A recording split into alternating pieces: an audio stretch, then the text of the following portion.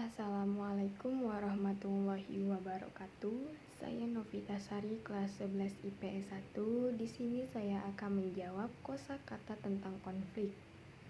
Yang pertama, adjudikasi. Upaya menyelesaikan konflik yang dilakukan melalui lembaga pengadilan. Yang kedua, individu.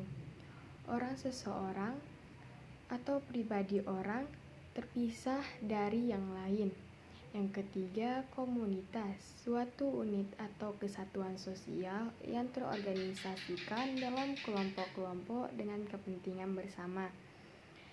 Yang keempat, masyarakat, kesatuan hidup manusia yang berintegrasi menurut suatu sistem adat istiadat tertentu yang bersifat kontinu.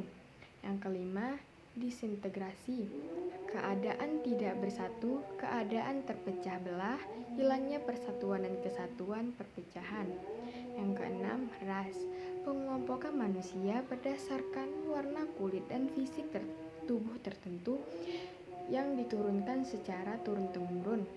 Yang ketujuh, arbitrasi, upaya menyelesaikan konflik dengan menggunakan orang atau pihak ketiga yang memberi keputusan dan diterima serta ditandai oleh keadaan belah pihak yang sedang berkonflik.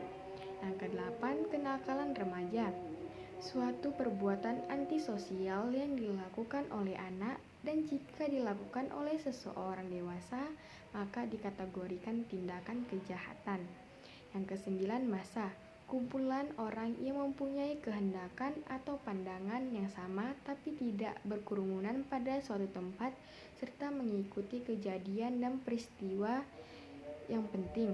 Yang kedelapan, kriminalitas, hal-hal yang bersifat kriminal, suatu perilaku dan perbuatan warga masyarakat yang bertentangan dengan norma-norma hukum pidana kejahatan. Ke-11, interaksi sosial, proses pembentukan kembali nilai-nilai dan norma untuk menyesuaikan diri dan lembaga-lembaga kemasyarakatan yang mengalami perubahan.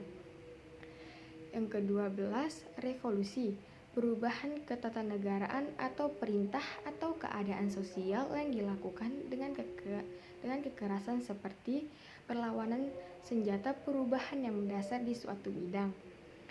Yang ke-13, sistem sosial, organisasi atau tindakan laku yang mengangkut hak dan kewajiban yang dilakukan oleh masyarakat sebagai orang yang memiliki posisi tertentu dalam organisasi. Yang ke-14, nilai sosial, penghargaan yang diberikan masyarakat terhadap suatu yang dianggap baik, luhur, pantas, dan mempunyai daya guna fungsional bagi perkembangan dan kebaikan hidup bersama. Yang ke-15, norma sosial, aturan atau ketentuan yang mengikat warga kelompok di masyarakat dipakai sebagai panduan, tantangan, dan pengendalian tingkah laku yang sesuai dan diterima. Baiklah, sampai sini yang bisa saya sampaikan. Wassalamualaikum warahmatullahi wabarakatuh.